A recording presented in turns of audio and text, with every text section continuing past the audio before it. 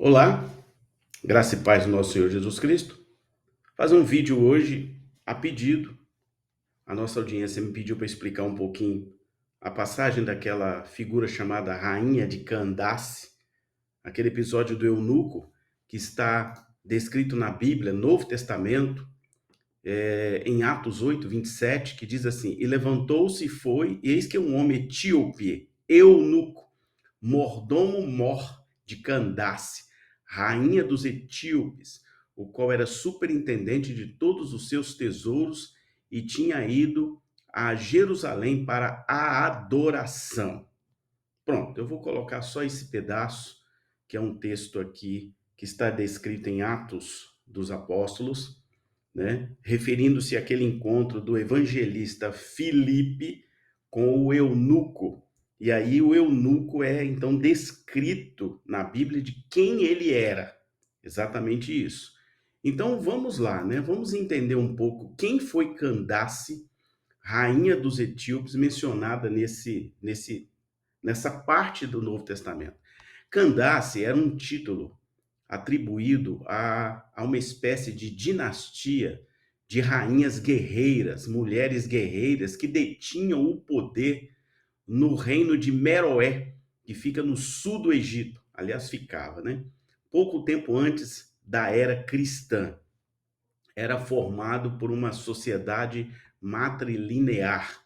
O reino de Cuxi, também chamado de Cusi, como a Etiópia era chamada por historiadores clássicos entre o terceiro século antes de Cristo e o segundo século depois de Cristo, particularmente durante o período chamado Meroe. As mulheres desempenhavam, então, nesse lugar, um papel de destaque em assuntos de Estado, ocupando posições de poder e de prestígio. Em Atos capítulo 8, versículo 27, já, como eu disse, no Novo Testamento da Bíblia, o título é citado quando Filipe, o evangelista, encontra esse chefe dos tesouros de Candace, rainha dos etíopes, cujo nome não foi mencionado ali no texto, nome da rainha, né? Importante esclarecer que na antiguidade o termo Etiópia, né, era utilizado para denominar a região onde se situavam os povos negros do continente africano, que poderia se referir à Núbia no sul do Egito e ao Sudão, tá? Então, veja bem, o termo Candaces é originário da língua grega, significa Kandake, e o significado no português chama-se rainha mãe ou rainhas mães.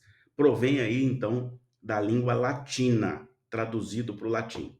Este nome, os gregos e os romanos denominavam as rainhas mães do Império Etíope, com os quais tinham relações políticas. Por um período ali, mais ou menos em torno de 1250 anos, que termina por volta de 350 depois de Cristo, o reino de Cuxi, das Candaces, floresceu com uma civilização única. Engraçado a gente escutar isso porque eles eram ricos, né? E que o título de Candaces existiria há mais de 500 anos. Uma das características dos cuxitas é o fato de não fazerem distinção de poder entre homens e mulheres. Então podemos dizer que eles tinham, né, ou coexistiam sistemas patriarcais e matriarcais. A rainha de Candace mais antiga de que se tem notícia, né, pelos historiadores, chama Daket, cujo reinado ocorreu no segundo século antes de Cristo. Duas rainhas tiveram destaque especial nessas chamadas Candaces. Amanirenas, que vai de 40 antes de Cristo até 10 antes de Cristo, e essa Amanish Shaket, ainda não está claro assim, né, quando foi exatamente seu reinado. Uma das mais poderosas Candaces foi essa chamada Amanirenas, que serviu como chefe de Estado, comandante-chefe do exército aos 50 anos e sumo sacerdotisa de Ísis. Depois de Amanirenas, chegou ao trono essa Amanashikaketo, ou Amanitori, por volta de 50 depois de Cristo. Segundo algumas fontes históricas, a Manitória pode ter sido a Candace de Atos 8:27, mas não há uma certeza absoluta disso. Amanirenas aderiu ao trono após a morte do seu marido, o imperador Teriquetas, em 4196 da era africana, que dá mais ou menos aí 40 antes de Cristo. O nome rainha significa Amane, né? É o nome dela, tá? Amane é o nome núbio para Imana, Amon, Deus único da África. Amanirenas comandou a aliança do exército cuxita-quemita na ocupação romana de Quemete e a invasão do resto da África no tempo do imperador Augusto César. A origem desse conflito se deu com a invasão dos romanos a Quemete, né, que fica na região do Egito ali, fazendo com que o exército cuxita, liderado por Amanirenas, a invadi-lo atacando a fortaleza de Assuã, onde capturaram as tropas romanas que já haviam incendiado a cidade de Karnak, egípcia, hein? Quando o exército cuxita derrubou a estátua do imperador Augusto, levando sua cabeça como prêmio de guerra para a cidade de Meroé. Segundo as escrituras de Heliodoros, os exércitos cuxitas estavam espalhados por todas as regiões da África e apesar dos romanos possuírem 10.000 soldados, 800 cavaleiros e milhares de auxiliares, num total de cerca de 30.000 militares, foram por final derrotados pelo exército cuxita, que conhecia muito mais a região, eles nasceram e foram criados ali, e eles então emboscavam os exércitos romanos e venciam muitas batalhas.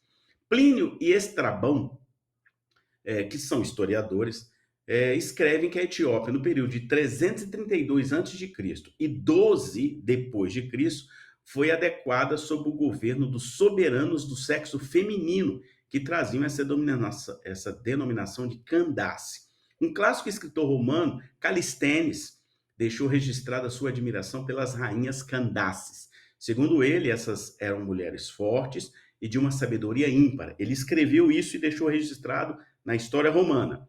Ele cita o diálogo de uma Candace com Alexandre o Grande. Isso está registrado por esse historiador no livro dele, lá em Roma, que teria sido proibido de entrar na Etiópia com a seguinte advertência: não menospreze nosso povo, nossa cor, porque as nossas almas são tão brancas e brilhantes quanto o branco que há em você. Uma dessas rainhas falando com, né, mandando um recado para o Alexandre o Grande, hein? Dizem que após conhecer de longe a defesa formidável e o treinamento dos soldados de Candace, Alexandre teria desistido de enfrentar esse povo. Perder a guerra por uma general mulher seria vergonhoso para ele. Então, Estrabão, que é um historiador, né, em seu livro, ele fala que o confronto militar entre romanos e etíopes descreve uma Candace como a maior estrategista militar que ele já havia visto. É provável que o judaísmo tinha raízes na Etiópia neste momento. E a gente sabe que isso é verdade. Eu já fiz um outro vídeo aqui falando da tribo de Dan. Vale a pena você ver aqui nesse canal. E, portanto, a visita do tesoureiro da rainha a Jerusalém para celebrar a festa e ainda o fato dele estar lendo uma porção, né, do livro de Isaías, do rolo, né, de Isaías. Então, portanto, este oficial etíope estava, com certeza, em contato com pessoas de origem judaica da sua região. Isso explica o que eu falo lá no outro vídeo. Ou talvez do Egito, onde moravam muitos judeus, né? Tanto que José, quando foge, né, orientado por Deus, ele vai exatamente para o Egito, né? Sua cópia do rolo de Isaías provavelmente era de uma Septuaginta grega, originalmente feita em Alexandria, no Egito. Visto que o reino etíope ficara parcialmente helenizado, ou seja, houve muita influência grega, né? Eles são chamados de helenistas, a partir do tempo de Ptolomeu II, que reinou ali mais ou menos 308 a 246 antes da era cristã. Então não era incomum que este oficial soubesse ler a língua grega, né? Tornar-se ele prosélito judeu e sua subsequente conversão ao cristianismo, que isso acontece, né? Felipe pergunta para ele: você entende o que lê aí? Ele não. Então, Felipe explica, ele então fala: o que que me impede de ser batizado? Se há água aqui por perto. Ele então é batizado por Felipe, né? Numa dessas coisas lindas da Bíblia, mostrando o poder do evangelho e a importância do evangelista para a pregação da palavra e para o ensino da palavra de Deus. Então, isso cumpre ali também uma palavra que está em Salmos 68:31, vale a pena você olhar, há uma tradição de que a Candace se converteu ao cristianismo por seu tesoureiro em seu retorno, né? E que ele se tornou um apóstolo depois, né? Um pregador da palavra daquela região, levando também o evangelho até a Abissínia. Disse também que ele pregou o evangelho na Arábia Feliz e no Ceilão, onde foi martirizado.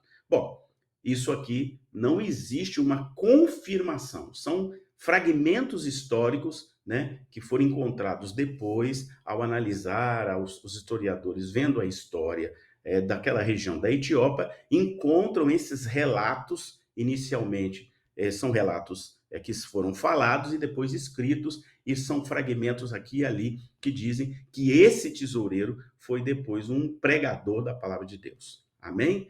Então, estou deixando aqui algumas informações sobre a rainha de Candace, sobre o que é esse negócio chamado Candace, por que são chamadas rainhas, por que existiam, para que você veja aí e faça uma conexão com a religião judia entre os negros, né, daquela região da Etiópia, da região do Sudão, eles estão lá até hoje praticando judaísmo, da região ali do Egito, né, é uma região mais negra do Egito, e aqui mostra claramente que Deus, né, não olha a cor da pele, até porque Jesus não era branquinho, né, a gente sabe disso quando a gente analisa a origem do povo judeu, e a gente vê aqui uma história muito linda de evangelismo, que levou o evangelho para aquela região, levou o cristianismo e também o fato de que a presença dessa rainha etíope, depois eu vou falar um pouquinho da rainha de Sabá, Jesus cita, inclusive, ela, chamando essa região como região do sul, rainha do sul, né? Também vai ser bem importante. Que Deus te abençoe, aguarde. Em breve eu faço outro vídeo aqui sobre a rainha de Sabá e a importância dos judeus, a importância dos negros dentro da Bíblia, né? Que são resultado dali quando Noé sai da arca, aí sai um filho para um lado, outro filho para o outro, né? E isso é bem interessante da gente estudar. Que Deus te abençoe em nome de Jesus.